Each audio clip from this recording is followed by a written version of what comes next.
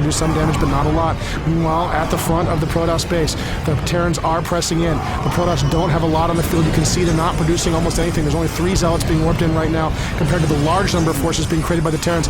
And here come the workers moving out, trying to engage these Marauders. He's got to drive these Marauders away. Here comes some Zealots tearing away at the Marauders, and the probes are moving in, fighting off as well. The Marauders are backing up, firing a shot, backing up, firing a shot, trying to kite these units away, trying to get as much damage as they can get in before they're brought down.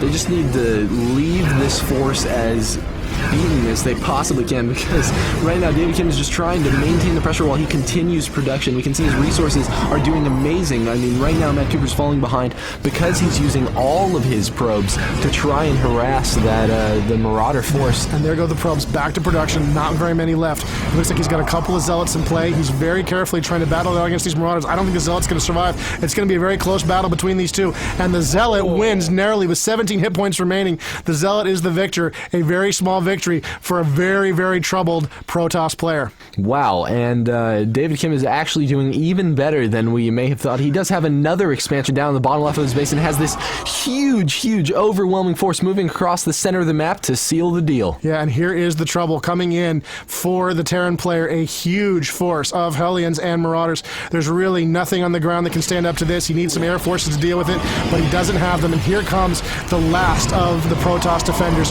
desperately trying to stem the loss of life. He rushes the workers in, but those Hellions are the perfect counter. They tear through those workers and cut them all to pieces. This has really got to be the end of the game for the Protoss player. He's in a lot of trouble here. He's lost, and there's the GG. Matt Cooper conceding the game.